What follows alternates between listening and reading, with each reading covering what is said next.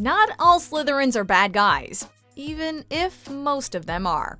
Welcome to MsMojo, and today we're counting down our picks for the top 10 signs you're a Slytherin. For this list, we're looking at all the qualities that define a Slytherin so you can decide if you think it's the house you belong to. Number 10. You can be intimidating. When Harry is first introduced to the idea of the Hogwarts houses in the first book and movie, it seems clear from the start that Slytherins are potentially people to be afraid of. After all, almost every dark wizard we're aware of was part of Slytherin house. You'll soon find out that some wizarding families are better than others, Potter.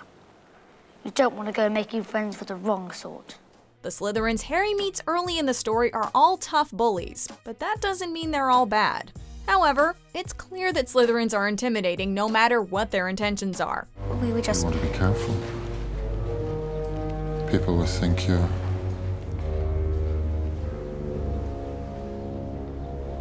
up to something. Even if they have hearts of gold, which let's face it, they infrequently do, they can still come off as kinda scary. Bet you loved that, didn't you, Potter? Famous Harry Potter. Can't even go into a bookshop without making the front page. Number 9. You're competitive. All right there, Scarhead!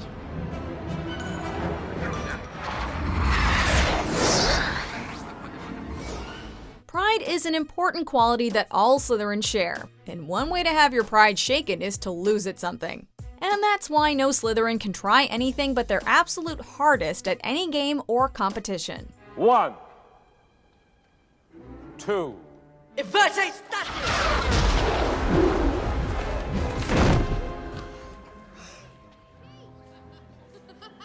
In the world of Harry Potter, we see this come out often when it comes to Quidditch. But in the real world, you may know you're a Slytherin if you can't bear to lose to your friends at board games and always need to have the last word in an argument. I'm surprised the Ministry is still letting you walk around free, Potter.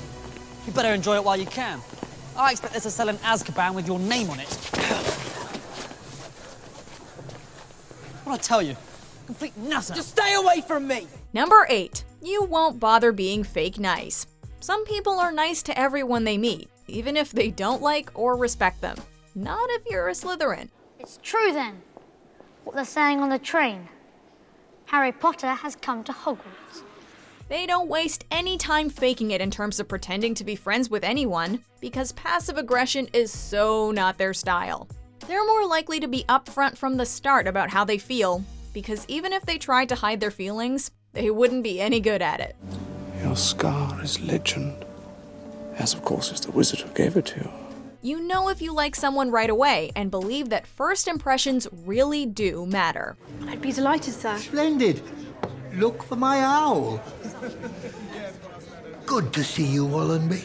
Number 7. Respect means a lot to you. When Slytherins interact with one another, one of the major factors is respect. If a Slytherin feels disrespected, there's no telling what sort of evil deeds they'll perform in order to enact their revenge. Do I detect Elm? Yes, madam.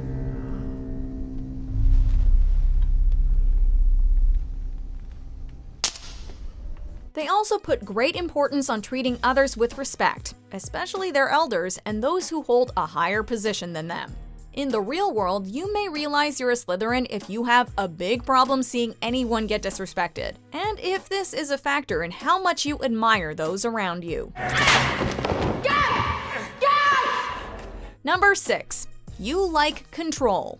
If there's one thing a Slytherin hates, it's not being in control.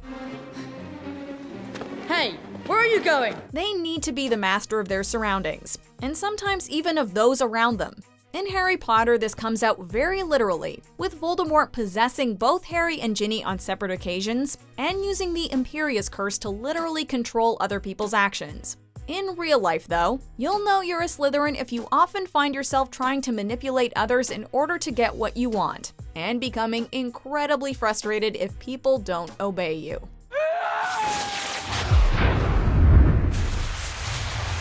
Number 5. You're good at crafting your image. In the modern day, so much of our lives take place online. Some people have stronger social media presences than others, and we all have that one friend who will only post a photo if they look incredible, or share a post if it makes them look smart and cool. Slytherins like to be in control of the image they present to the world, and go to great lengths to always maintain that image. You will never catch real-world Slytherins posting embarrassing photos or throwbacks of themselves, because they want the world to see them at their very best, always. Oh, my father will hear about this. Is that a threat? Professor Moody! Is that a threat? Number 4. You're calculating. In the first book, The Sorting Hat sings of Slytherins, those cunning folk use any means to achieve their ends. Slytherin! There's not a witch or wizard who went bad who wasn't in Slytherin. Even though Ravenclaws get all the credit for being the smartest students at Hogwarts, they're not the only ones with some intellect to spare. Of course, Slytherins can use their intelligence to get ahead in their classes, but they can also use it to achieve their goals and ensure that they only put in exactly the right amount of work to get what they want. And in first place, with 472 points, Slytherin House. When a Slytherin has a plan, they make sure that it's enacted flawlessly, without any extra steps or risk of failure.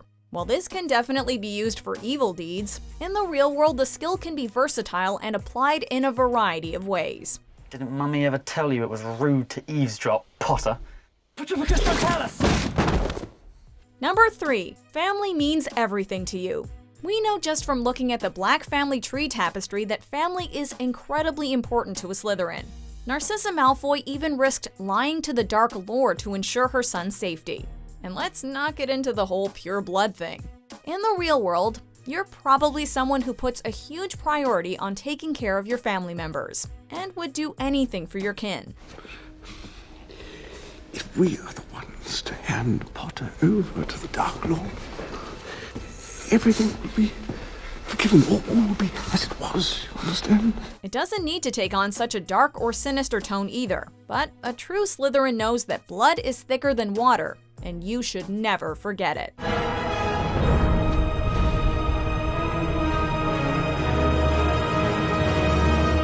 Number 2. You're loyal.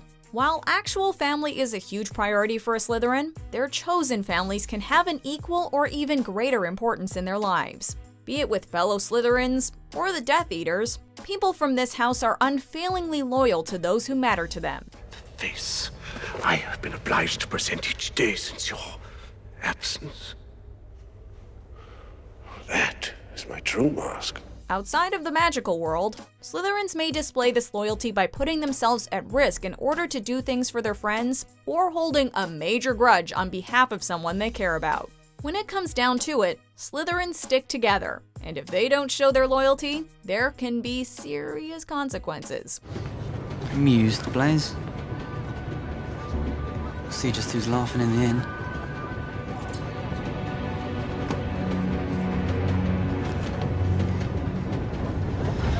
I want it on the record, I totally consulted my Slytherin friends for this rank, and they're the first to defend me if someone isn't treating me with respect. It's good to have a Slytherin on your team. This list alone shows why. Here are some other qualities Slytherins share before we get to the number 1 sign you should totally wear green and silver.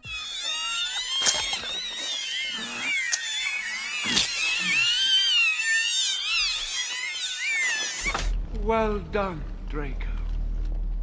Well done.